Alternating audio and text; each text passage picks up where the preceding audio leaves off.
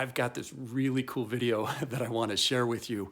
Was working on one of the family conquests that I do with my family, and the topic was transubstantiation. So Jesus's real presence in the Blessed Sacrament, and that's a tough one. And so what I did is I found these really awesome videos that talked about some Eucharistic miracles where the priest was holding up the Blessed Sacrament. A priest back in Lanciano 800 years ago, and he wasn't in Italy, and he wasn't completely convinced of the real presence. And as he's holding up the host in the middle of the consecration, it starts to bleed in his hands, and that convinced him, and it actually turned into flesh. And so I had a cool video about that I was going to share with my family.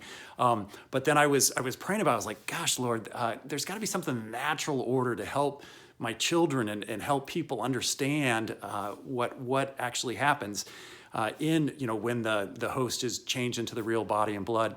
And so I was at the orthodontist office waiting for my daughter to come out, and bam, it just struck me, this video I'd seen. So I'll link it so you can see it. But it's this really cool video of an octopus, and it doesn't look like an octopus. A diver is swimming along, and all of a sudden he comes up to a clump of algae, and about half of the algae begins to change color, and you realize it's not algae, it's an octopus, and it turns and it darts off and it inks him, and so he follows it a little bit. But in the video, they back it up so that you can see how the octopus attaches to the rest of the moss, and when it attaches, it imitates the color of the algae. It imitates the hue, the pattern, and even it's like the texture. You can see little prickles on its skin pop up to imitate that algae. And scientists don't know how an octopus is able to do that. And so that video was so cool. It's so cool that when you watch it,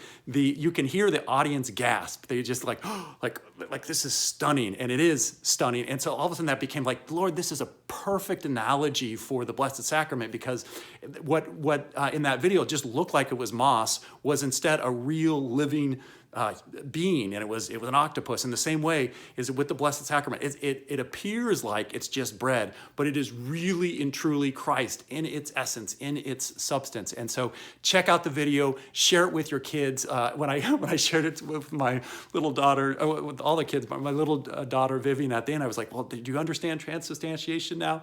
And she said, yeah, Dad, that's easy. So I thought, well, okay, if it makes transubstantiation easy, fantastic. So check it out. I'll link it below.